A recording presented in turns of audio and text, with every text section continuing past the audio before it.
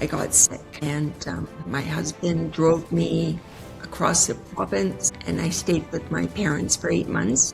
He was a teacher, so he got up and went to work every day. He said, "I'm not leaving you at home by yourself. I need to take you to somebody who can care for you."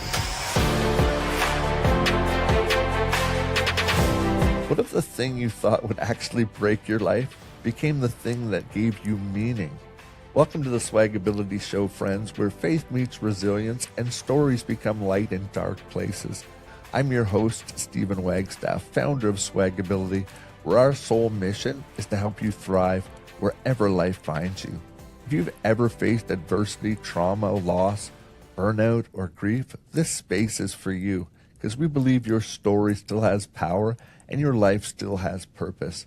Today I'm joined by Patti Bevilacqua. Patti's turned to be a dear friend of mine. She brings powerful perspective on mindset, resilience, and what it means to live with purpose, even when life takes an unexpected turn. Patti, thanks for taking time to join me today, and thank you for being patient as I learn your name.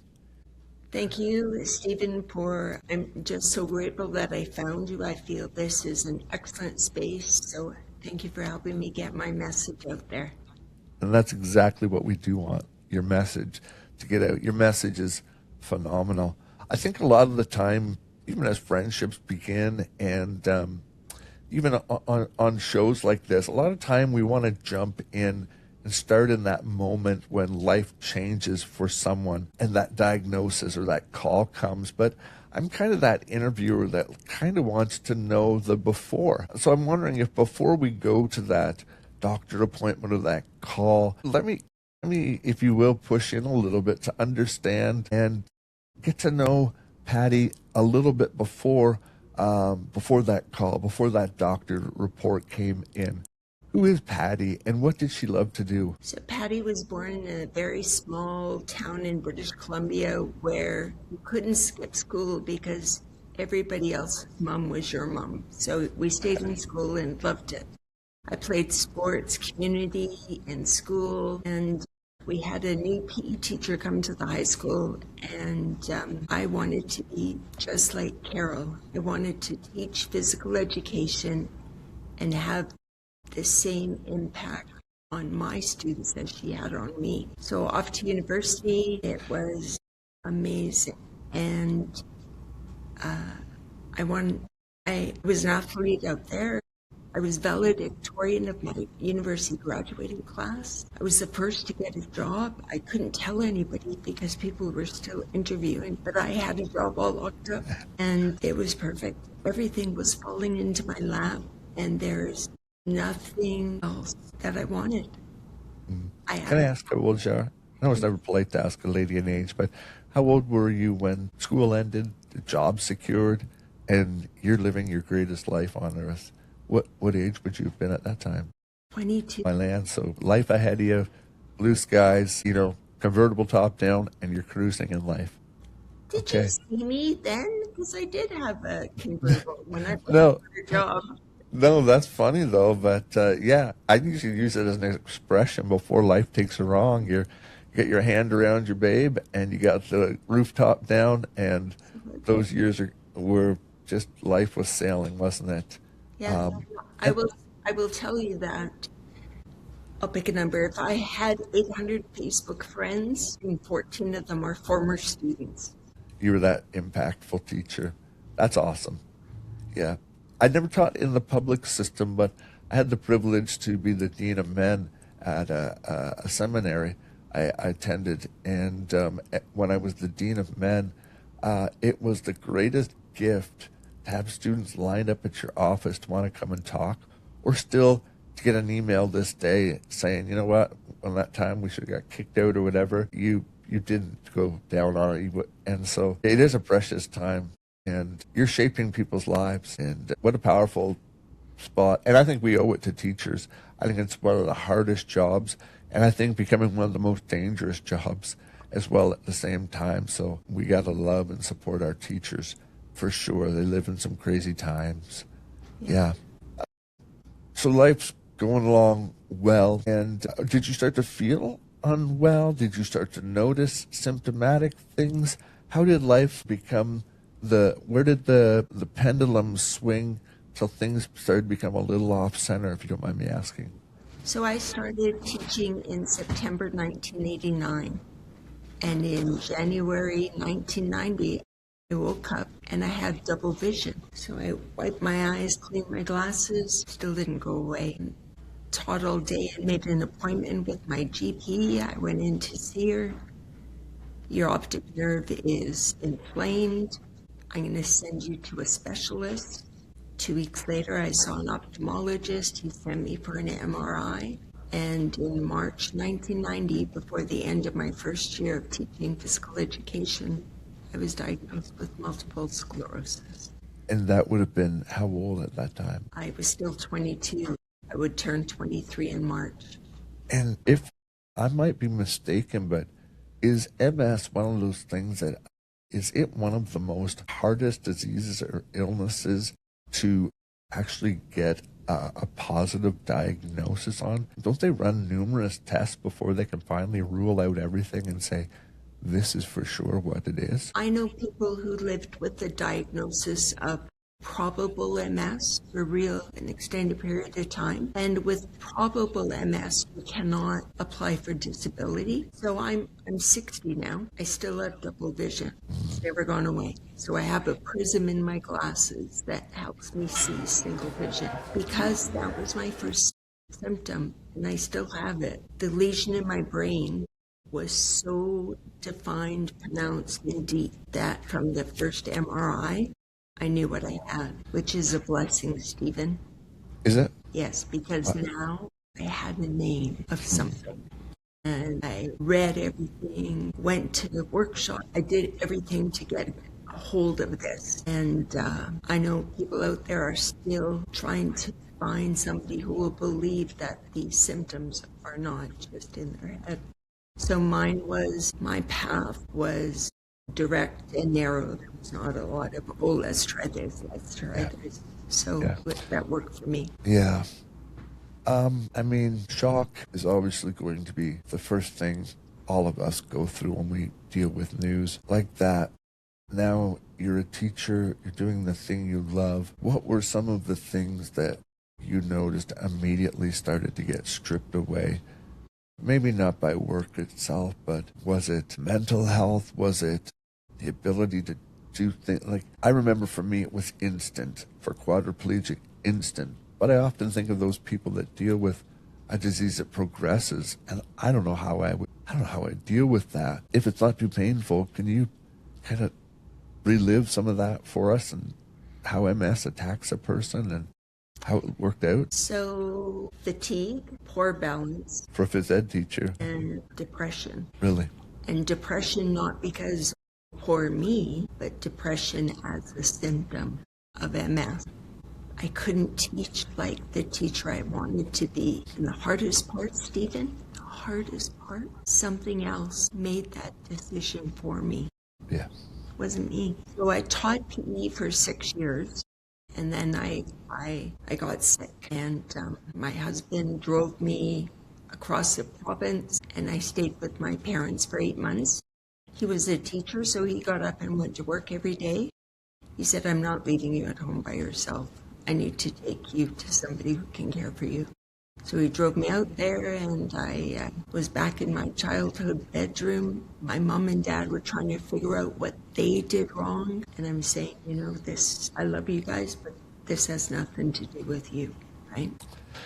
Other than the mental health side and the hurt and the sadness, those things, what were the domino effects, if we can compartmentalize those side for the healing of the inside?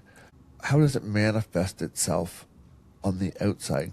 We are all capable of putting masks on and things like that, but if we hide that part, because I'd like this to kind of be educational as well for people, what does MS manifest itself physically as it progresses? And I hate that word, but it is a word that happens. What types of things have to learn to adapt or work with? Was it a rapid onset? Yeah, and then we'll shift to some more positive things after, but just trying to put that person that's out there right now dealing with maybe hearing this for the first time and they're just starting their journey and they're battling those inner demons, but they're also wondering on the physical side, what do I expect? And maybe for everyone it's different. I don't know.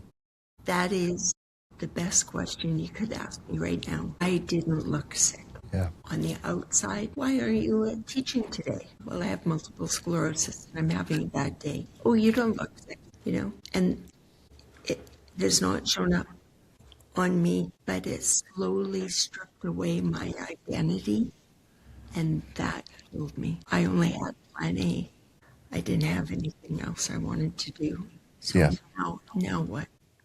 The good news to this story is today, what you're doing is phenomenal. So, but that didn't come as like a one day I'm this, open the door and a new life, I'm this. Tell me how, if we can use the word mind shift, I know how it happened for me, but in your life, how did this life-crushing diagnosis that took the wind not only of your sails, but your parents, everybody's sails, when were you able to grapple with it? And when did you start to see a sliver of hope and goodness in life? I got a call from a nurse at the MS clinic out at the university that I qualified for a research trial. 1 infusion every 6 months, minimal side effects, promising results. You want in?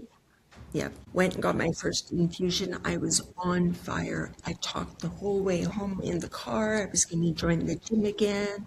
I cleaned my house top to bottom, opened drawers that I hadn't reorganized in years. Fast forward 6 months, infusion number 2, walking, laughing, loving life. Infusion number 3 is 6 months away, and about 4 months away, I get a letter. They're canceling the trial because there's been no significant difference between the group who got the drug and the group who got the placebo. And by the way, Patti Bevilacqua, you were on the placebo. Wow. So everything I felt and experienced was real. What was the difference? Yeah, yeah. And I haven't looked back since, because if I could do it then, darn it, I want to do it for the rest of my life. That's amazing. I mean, first of all, I wouldn't believe them, first of all, because it's hard to believe that our minds are capable of paralyzing us, yet given a sliver of hope and even tricking our minds into everything is good, our physical body follows suit. And even for a spinal cord injury, a C5 quadriplegia, I would 100% say amen to that, because it came to that for me. Because crying, bitterness, and being angry at the world for me didn't cut it. And I was 19. I thought, I can't do the whole world like this, the whole life. And so I'm like, darn it, I'll look for something good in it. And if that wasn't the best thing ever, and from that, I've never looked back. But even though I never got my paralysis cured, my mind was a brand new place. It was a renewing of my mind, which is a biblical term. You talk a lot about, well, you've explained it kind of in the idea of an invisible backpack. Can we talk about that for a little bit and kind of unpack what that analogy is for our viewers, if you will? Over time, I realized that everybody is carrying an invisible backpack full of bricks. It could be financial struggles, relationship troubles, eating disorder, mental health, the loss of a parent, behind on the mortgage payment, you name it. I really believe everybody has this backpack. And when you meet people and they don't know your story, they judge you based on what they see, and that is wrong. So I'll tell you where this came from. Paul and I were at the pub having dinner. Paul had 2 beer. I had my club soda. We get home. Our dogs have taken every toy out of the toy box and the floor is covered. I go into the kitchen. Doorbell rings. Paul answers. Patti, it's for you. I kind of negotiate my way through the stores, and it's a police officer. Why are you walking like that? I have MS. White face. Somebody at the pub got the license plate, saw me drive away, and reported me as an impaired driver because Paul had to help me up the steps. When I stood up, I fell down first, and I thought, you know what? I'm not the first and I'm not the last, but I need to help people learn how to manage that. Yeah, you're right about not the last. We judge based on what other people see. Yeah, which is so wrong. Yeah, we arrive at unfair conclusions before. Unfortunately, society, I think, has taught us that, and not only taught us, but taught us it's acceptable. How often do we correct that? And I did it too, right? Yeah, for sure. Yeah. But now the shoe is on the other foot. I'm not going to talk about, I am going to talk about how we can get rid of some of these bricks, right? Yeah. So, and I'm not saying it's easy or quick. Were there days I wanted to quit? Days I was done? Absolutely. It's taken me a long time to get here. And if I can shorten that amount of time for anybody, I've done good work, right? Let's talk about that for a sec. Not that you can snap your fingers, but for the person listening, and it doesn't have to be an MS, because I pray this show goes out wherever it lands. It falls on ears that need encouragement or motivation or just need to know, how do I get through today? So whether it's MS or any other thing, I think the same principles apply. What is one of the first, for a teacher, ABCs that you would tell a person in terms of trying to take some of these bricks out of our backpack so we're okay to walk around in life not slouched over trying to hide or trying to carry this? Are you able to answer some of those questions? Absolutely. Please do. Number 1, give yourself some grace. Yeah. Number 2, you may have a backpack full of invisible bricks. You're also carrying a box of cards, and the box of cards, you can play them however you want. Listen to your body. Those are great analogies. I agree with all of it. Listen to your body is a number 1 for sure, but I've never heard of that analogy before. Yeah, the backpack, I get it, but the deck of cards, you're right. Because that's why I was determined to, when we came up with a slogan that said, thrive where life finds you. I recognize there's people on ventilators. I recognize as a C5 quad, I'm blessed because my arms move. My hands don't work, but my arms move. So I'm incredibly blessed that way. But I am still of the opinion, and I take the Bible for what it is. You still have innate value, worth in your body, and whether you believe it or not, you're influencing people every day. There's no neutral ground. It's either a positive or a negative way. People are making assumptions all the time. So whether you can't speak or not, you still have the ability to thrive in life based on how you react to situations, how you carry yourself, how you respond to someone's even judgment. And so you're right. I never thought about that, but that deck of cards. Yeah, and I really, really believe that when you smile at someone, Yes. a really good percentage of a chance they're going to smile back at you. Mm-hmm. That's a great feeling. So give yourself some grace and give yourself some space. And it's okay to have bad days. And the hardest lesson I learned, asking for help is not a weakness. Learning to ask for help is a badge of courage. Wear it. And I used to think it was, for me, a young man at 19, was hard to ask. But I'm starting to think now, the longer I've lived, I wasn't ready to accept caregivers into my home. So I think it's actually harder, the longer you live, to start to ask for help. Maybe I'm wrong, but I think you're onto something. I think the more independent and the more you've done things for the longer it is to let people into that circle of my identity, my bubble. I can't. You can't. It's mine. Wow. Because it was, what if I ask for help and the person says no? Or I don't know how. Yeah. Or I don't know how. Or Yeah. what do you mean? Yeah. And then I eventually got to that place where nobody has said no. No. People are very willing to help. So I always see things, life experiences, events, very optimistically. And it has served me very well. That's a tool that somebody can, if I've planted a seed or I've given you a nugget of hope, yippee skippy. Yeah. Amen to that. What do you think society, I don't know if we'll come up with an answer, two friends sitting here discussing it, but why do you think authenticity is so hard for people to just accept, number one, accept who we are, and then number two, be okay to let people know who we are? I haven't fully come to an answer with that. Sometimes I think we're afraid of what people might think. I don't know. What are your thoughts on the word authenticity and why we don't often live it out more?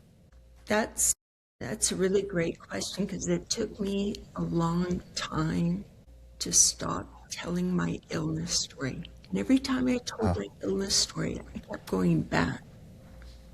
And now it could be 2 centimeters, a meter, 1 kilometer. Doesn't matter how far you move. Just go forward and be true to you. We don't have just one identity. I believe our heart is where our authenticity lives. So give yourself grace, trust your heart, and know you're not the only one who has challenges. You're a well thought through. You can do this. Takes practice. It's not easy. No, I know it wouldn't be. Do this. And you have done it. Let's talk a little bit about the work you're doing now, because I think it's fantastic. Sneak peek, I've been given a little bit of a privilege to be able to work on a landing page website for what Patti does, and I'm excited about doing it. So I'm excited for not the world just to see it, but to hear what she does. So let us in a little bit on what you're doing now. Your words have such weight. Your life experience adds so much credibility, and your authenticity is what the world needs more of.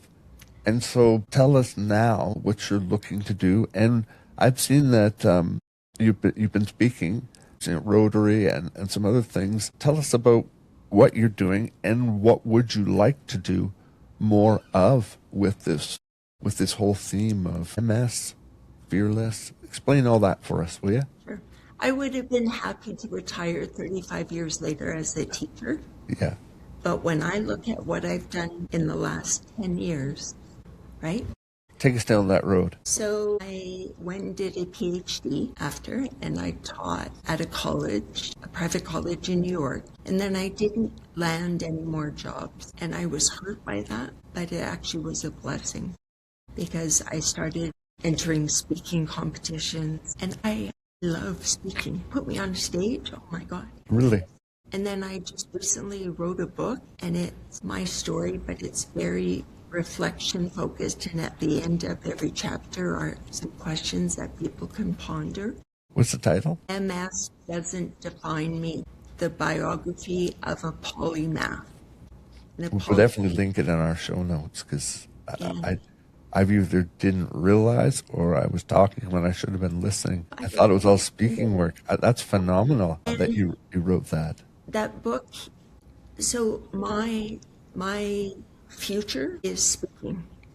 Yeah. And I speak about mindset and resilience. I talk about inclusive leadership. Team leaders, vice presidents, whoever, those people who are working out there all are wearing invisible backpacks full of bricks. Sure. So I move it into the workplace. I talk about being awkward is a damn good way to be. And that was my talk for college students, right? Because those are awkward years. So Stephen speaking is the platform that I'm really pursuing hard right now. Well, you're gifted at it, and this show's been some evidence of it. But I had the privilege of teaching in college effective communication. It was a public speaking course. And it's remarkable the transformation that people have when they learn the art of being able to express a message. They get beyond that fear part. Because I think everybody, well, it used to be back in the time, like the Romans and that, like they considered it almost an insult to write things down because it would, to carry yourself and speak was just a commonplace in the market. That's how everything was done. And I think we've got so far away from it. I love technology. It helps me do things every day. But I think our dependency on it has made us dumber. And the fact that we don't take the opportunity. Every one of us has a message. And I am a firm believer that message stems from your story.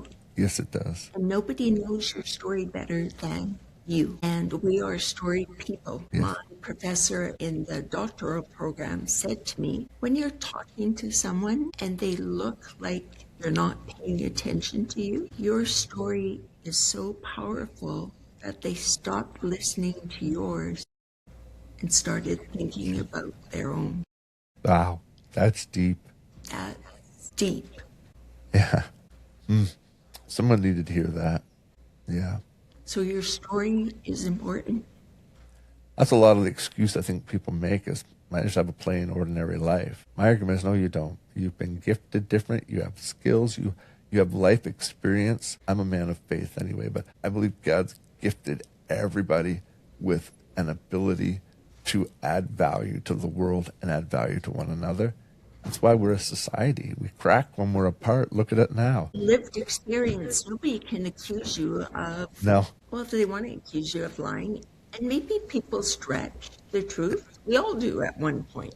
Sure. But nobody will be able to challenge me on my lived experience. No, ma'am. No. Right? So the book is written. We'll link that in the show notes. You've been doing some public speaking. And we should tell people, you're a fellow Canadian. Go Canada, Yes. which is great. What about podcasting? Is this the first one? Have I had the privilege of doing the first one, or have you've been on a couple more? I've been on a couple, but Okay. they've been really sporadic. Yes. I'm kind of hitting that. You'd like to do more of it? I would. I think you do a great job at it. It's a conversation for me. There's no work involved here. It's two friends just talking. Yeah. And I pray that whose ever ears lands on this, and we've been so blessed as a show, for our listeners that are listening, the last 7 days we had 4 million listeners on our show with 15,000 unique complete downloads. And so people are listening, and they're going to get your message, Patti. And I would say if you're an employer, a boss, that you've got employers under you that you need to motivate or encourage, the woman I'm speaking across to is that person. This might be the second or third conversation. I've never left one of them yet where I haven't left in a more upbeat mood, and because there's something about lived experience, kindness, and aha moments. And you've dropped 3 or 4 of them today.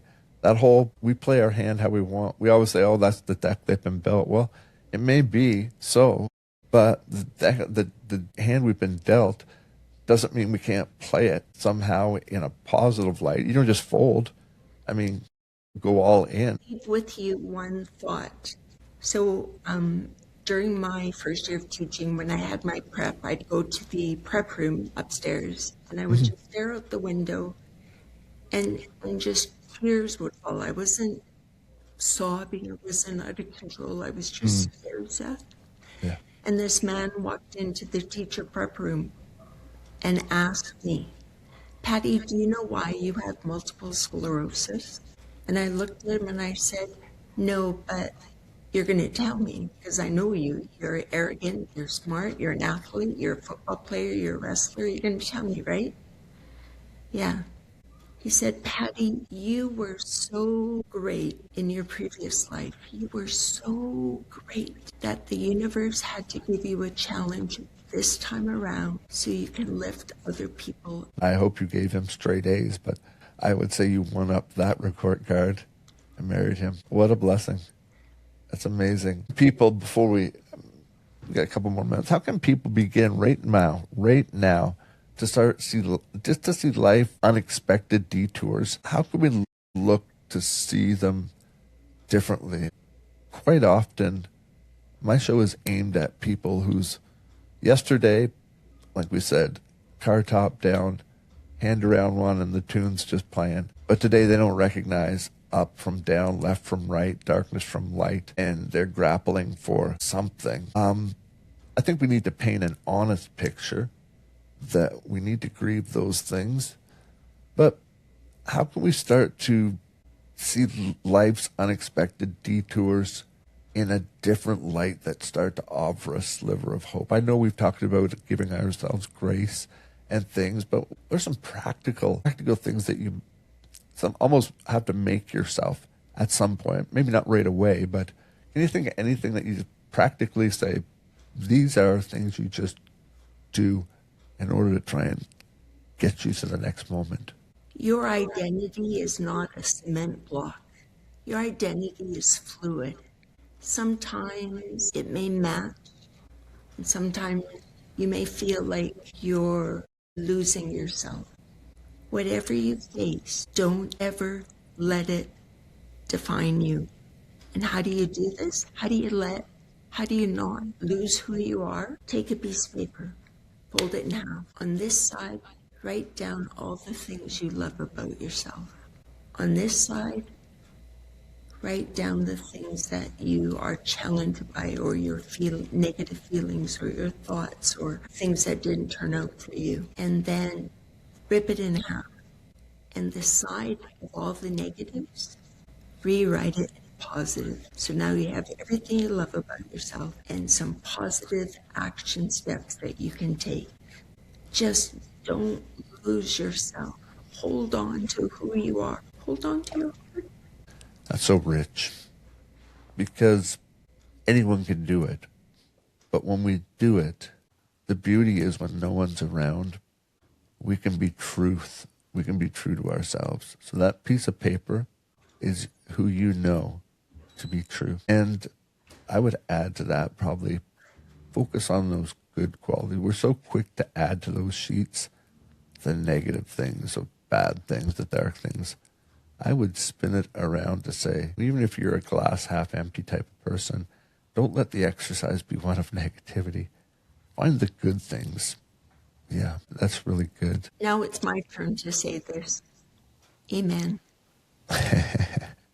Becoming a pastor already. What are you doing online? Do you have anything going on in terms of groups, support groups? No. Okay. This is your. Actually, I have a free Substack newsletter. That's what I thought it was. Something there. I knew I was missing something. Yeah, tell us about that, please. It's a newsletter titled Seeing Differently. Yes. Yeah.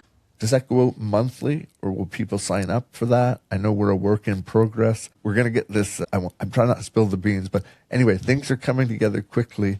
You're going to get opportunity to get at that, but is there a good way to get that through an email or sign up for it yet? You go on Google and type in Substack Seeing Differently, yes, and you can subscribe, or we'll you put can that in the notes too. No thanks, and just enjoy what you see.